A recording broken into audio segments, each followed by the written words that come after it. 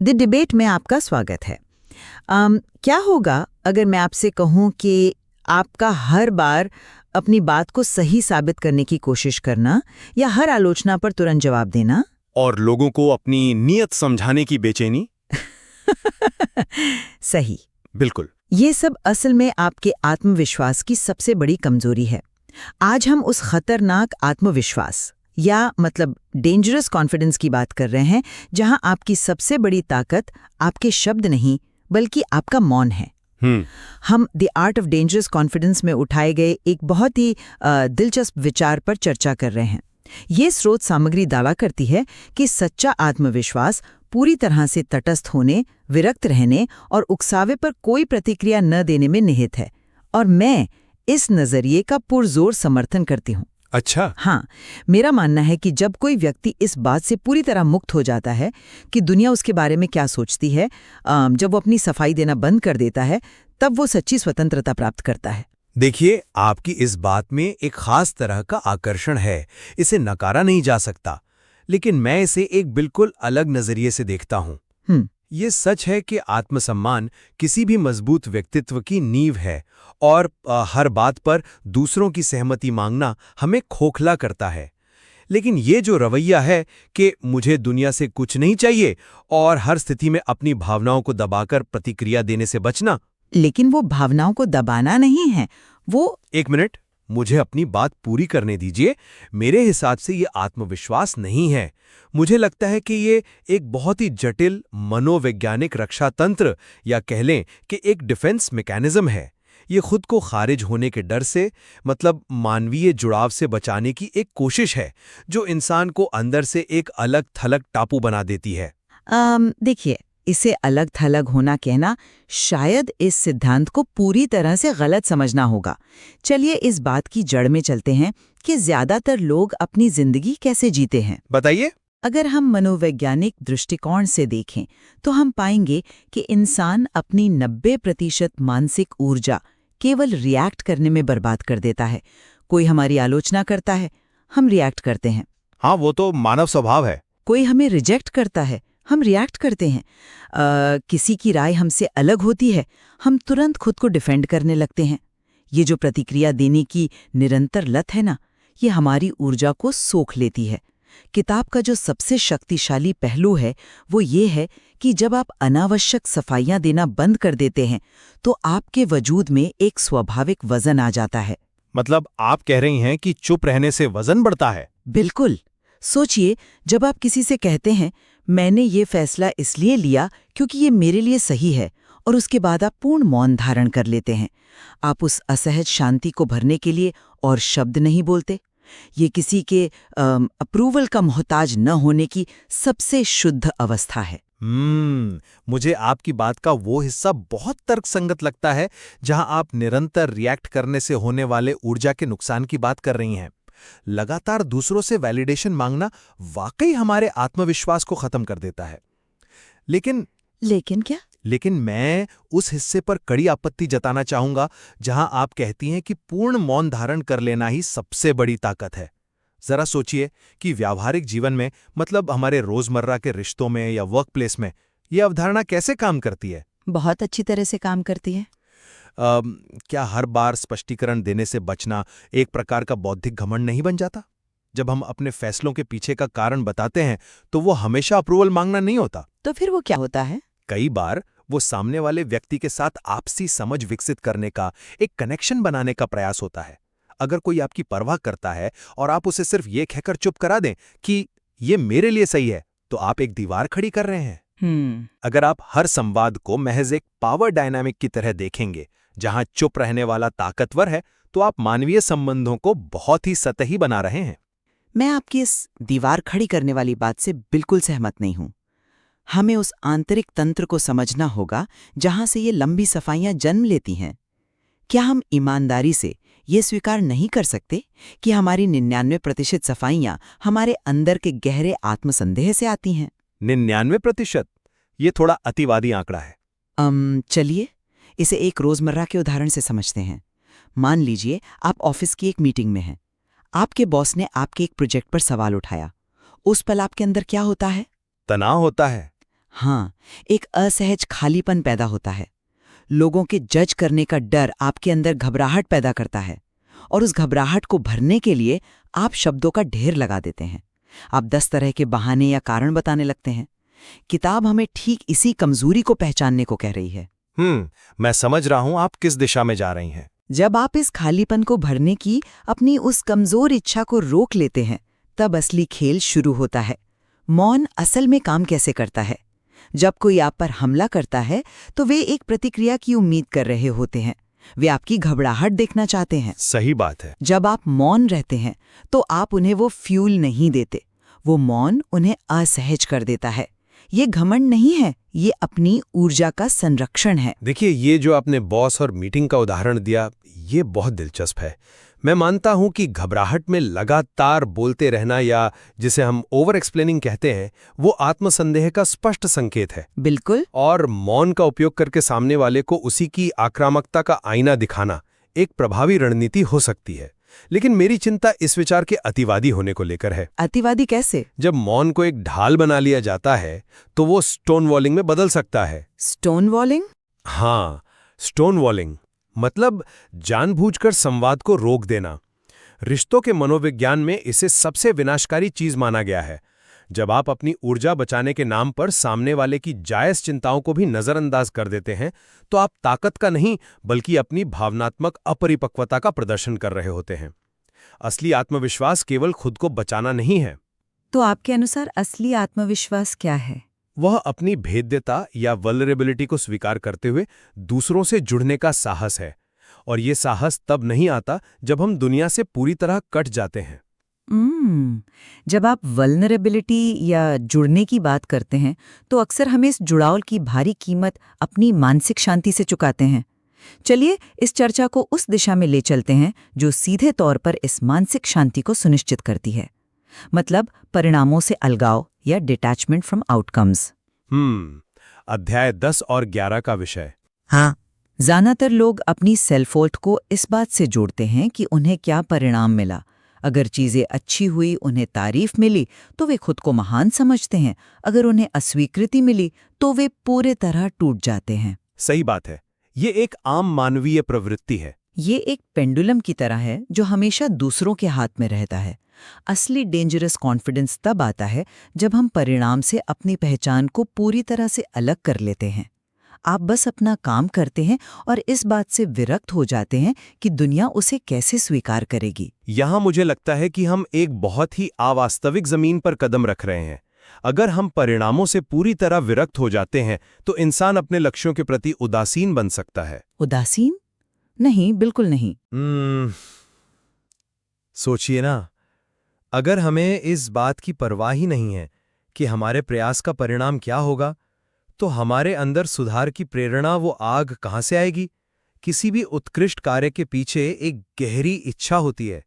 यदि आप परिणाम से पूरी तरह खुद को अलग कर लेंगे तो आप जीवन में उस ऊर्जा और उस जुनून को खो देंगे।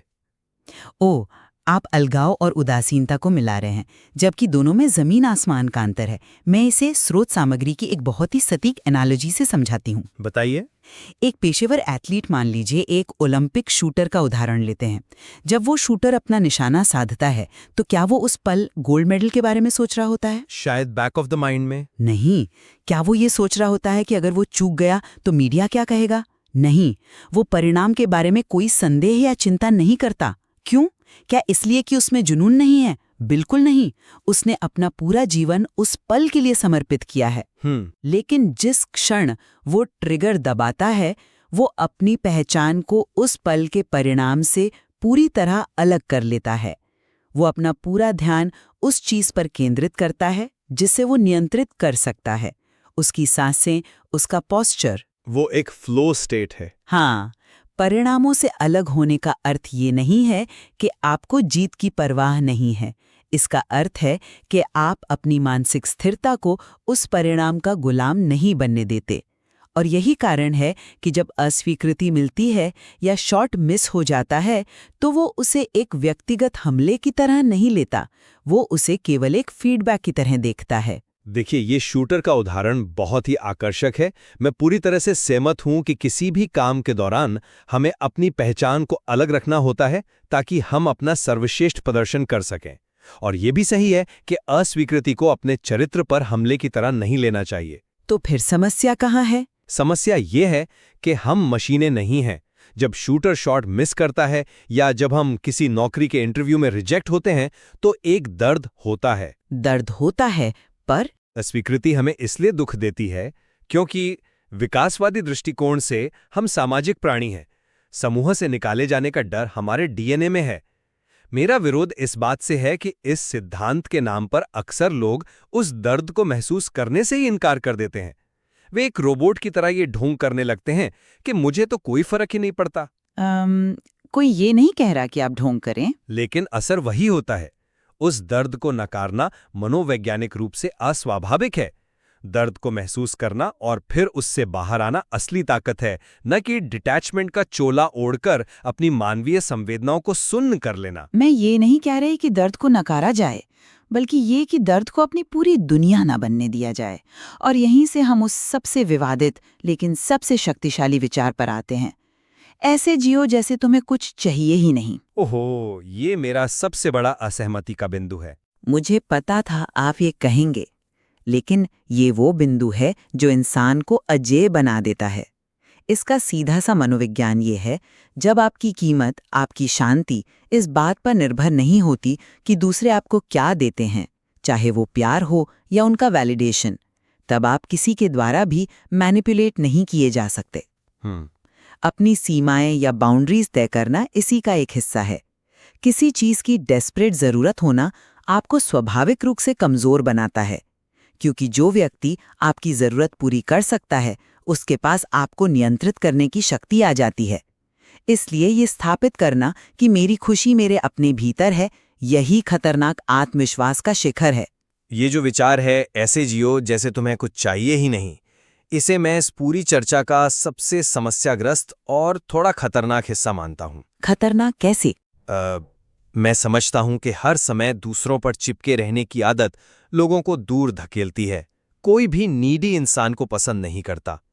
लेकिन जरा एक कदम पीछे हटकर मानव जीवन के व्यापक संदर्भ को देखिए। एक दूसरे पर निर्भर होना, एक दूसरे की जरूरत महसूस करना कोई कमजोरी नहीं है। ये हमारी प्रजाति की सबसे बड़ी ताकत है। लेकिन निर्भरता और हताशा में फर्क है। बिल्कुल है, पर जब एक व्यक्ति लगातार खुद को ये समझाता है कि मुझे किसी की जरूरत नहीं है, तो वो असल में उस गहरी असहजता से भाग रहा होता है जो किसी दूसरे इंसान पर भरोसा करने से पैदा होती है। भरोसा करने में हमेशा ये जोखिम होता है कि सामने वाला आपको धोखा दे सकता है। हाँ, और ये किताब उसी जोखिम से आपको मजबूत बनाती है। नहीं, ये सिद्धांत आपको एक सुरक्षित लेकिन बेहद ठंडे और एकांत किले में छिपने की सलाह दे रहा है। आप सुरक्षित तो हो जाएंगे, लेकिन आप उस गर्माहट और उस गहरे मानवीय जुड़ाव से भी कट जाएंगे जो जीवन को सार्थक बनाता है।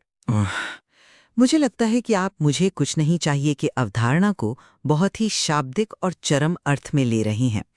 इसका अर्थ ये नहीं है कि आप दुनिया से कटकर किसी पहाड़ पर सन्यासी बन जाएं। अच्छा, इसका अर्थ है उस डेस्परेशन को खत्म करना जो अक्सर हमारे रिश्तों को खोखला कर देती है। आप इसे एक ऊर्जा के रूप में देखिए। जब आप किसी रिश्ते में ये सोचकर प्रवेश करते हैं कि आपको सामने वाले से कुछ चाहिए, तो आपकी बॉडी लैंग्वेज एक अदृश्य दबाव में आ जाती है। आप उनके अनुसार खुद को ढालने लगते हैं। ये तो होता है। लेकिन जब आप इस मानसिकता के साथ जाते हैं कि आप भीतर से पूर्ण हैं, आपको उनसे कुछ निकालना नहीं है, तो क्या होता है? आप सीधे खड़े होते हैं। आप इसलिए मजबूत नहीं हैं क्योंकि आपने अपने चारों ओर दीवारें खड़ी कर ली हैं। आप इसलिए मजबूत हैं क्योंकि आपने अपने भीतर का खालीपन भर लिया है। और जब आपकी ये डेस्परेशन खत्म हो जाती है, तभी आप वास्तव में लोगों के साथ एक उच्च स्तर पर जुड़ सकते हैं। उस जुड़ाव में सौदाबाजी नहीं होती, केवल एक प्रामाणिक उपस्थिति होती है। ये जो आपने प्रामाणिक उपस्थिति या ऑथेंटिक प्रेजेंस की बात की, ये वास्तव में एक बहुत ही खूबसूरत व्याख्या है। अगर कोई व्यक्ति सचमुच इस स्तर के आंतरिक पूर्णता तक पहुंच सके जहां वो बिना किसी स्वार्थ के जुड़े, तो वो यकीनन एक आदर्श स्थिति होगी। बिल्कुल। लेकिन मेरी चिंता इसके व्यवहारिक अनुप्रयोग को लेकर है। जब एक आम इंसान जो शायद पहले से ही असुरक्षाओं से जूझ रहा है, ये पढ़ता है कि जरूरत कमजोरी है, तो वो इसका गलत अर्थ निकाल लेता है। वो अपनी बाउंड्रीज का उपयोग खुद को सुरक्षित रखने के बजाय दूसरों को सजा देने के लिए एक हथियार की तरह करने लगता है। मैं समझ सकती हूँ कि यह एक जोखिम है। आत्मसम्मान और अपनी सीमाएं तय करना अत्यंत महत्वपूर्ण है, लेकिन यदि वो सीमाएं इतनी कठोर हो जाएं कि कोई भी आपके भीतर तक पहुंच ही ना सके, तो वो खतरनाक आत्मविश्वास नहीं बल्कि एक खतरनाक अलगाव बन जाता है। वो एक ऐसा इल्यूजन है जहां आपको लगता है कि आप मजबूत हैं, जबकि असल में आप सिर्फ डरे हुए हैं। देखिए, आपका ये नजरिया कि लोग इसे एक हथियार की तरह इस्तेमाल कर सकते हैं, एक जायज चिंता है। कोई भी सिद्धांत जब बिना परिपक्वता के अपनाया जाता है तो वो नुकसान कर सकता है, लेकिन हमें इसके मूल उद्देश्य को नहीं भूलना चाहिए, जो कि है इस पूरी विचार प्रक्रिया का लक्ष्य आपको एक ऐसी आंतरिक स्थिरता की ओर ले जाना है जिसकी आज की इस अत्यधिक प्रतिक्रियाशील दुनिया में सख्त जरूरत है। हर तरफ अराजकता है। सोशल मीडिया पर, हमारे वर्कप्लेस में विचारों और अपेक्षाओं का एक निरंतर हमला हो रहा है। हाँ, ये तो है। इस अराजकता के बीच शांत खड़े रहना, मौन का सही जगह उपयोग करना और अपने कार्यों के परिणामों से अपनी पहचान को अलग रखना, ये सभी तत्व व्यक्ति को एक ऐसी मनोवैज्ञानिक स्थिरता प्रदान करते हैं जिसे बाहरी दुनिया की कोई शक्ति नहीं तोड़ सकती। ये दुनिया से भागना नहीं है, बल्कि अपनी शर्तों पर दुनिया का सामना करने की तैयारी है। जब आपके अंदर तूफान नहीं होता, तभी आप बाहर के तूफान का सही सामना कर सकते हैं। मैं इस बात से बिल्कुल सहमत हूं कि आज के इस शोर शराबे वाली दुनिया में आंतरिक स्थिरता और शांति से बड़ी कोई ताकत नहीं है। भावनाओं पर नियंत्रण रखना और बिना सोचे समझे प्रतिक्रिया देने की आदत को छोड़ना हम सभी के लिए एक जरूरी सबक है। बिल्कुल।